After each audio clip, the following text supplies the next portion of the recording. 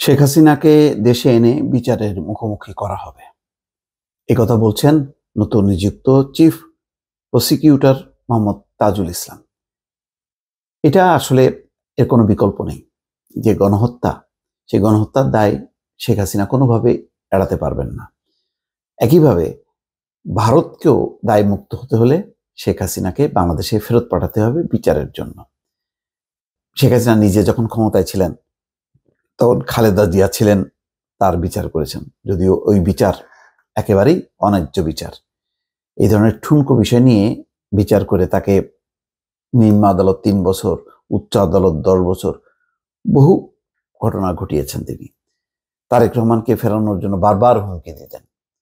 এখন তিনি নিজে বিচারের মুখোমুখি তিনি দাঁড়া, সেটা নিশ্চয়ই সবার প্রত্যাশা।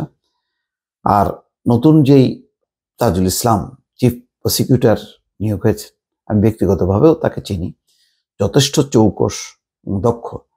কিন্তু এটা সত্য যে তার পুরো টিম এবং প্রশাসন এই গুরুত্বপূর্ণ কাজের যদি তথ্য আলামত নানাভাবে সহযোগিতা না করে, তাহলে এই গুরু দায়িত্ব পালন করা খুবই কঠিন হবে।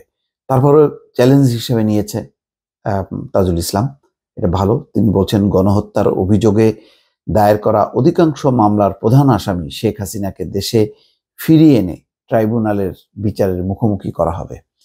দায়িত্ব গ্রহণের পর রোববার আন্তর্জাতিক অপরাধ ট্রাইব্যুনালে আয়োজিত সংবাদ সম্মেলনে তিনি এই কথা বলছেন।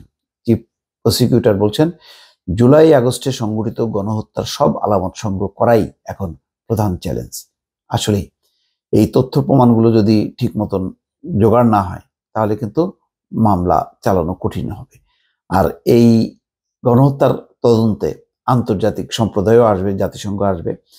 ফলে সবকিছু মিলিয়ে এর তথ্য আলামত এগুলি একদম অ্যাকুরেট হতে হবে, যাতে আন্তর্জাতিক ভাবে যারা তদন্ত করে তাদের তদন্তের সাথে বাংলাদেশের এই তদন্তের একটা মিল থাকে, যাতে ওই গোজামিল মার্কা মামলা বা প্রসিকিউশন সেটা যাতে না হয়, যেটা শেখ হাসিনারা বলে হয়েছে।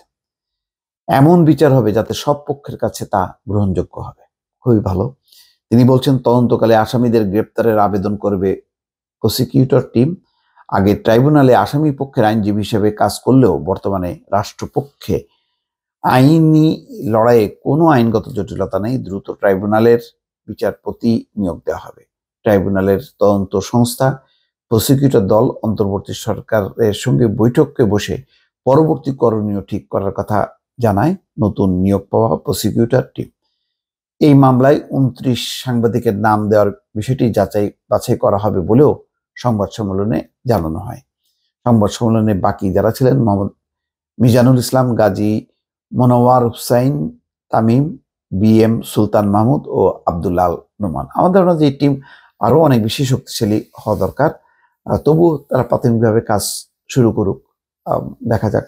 গণহত্যার বিচার যদি না হয়, তাহলে এই বিপ্লব একেবারেই বৃথা যাবে। দর্শক ভালো থাকবেন, আল্লাহ হাফেজ।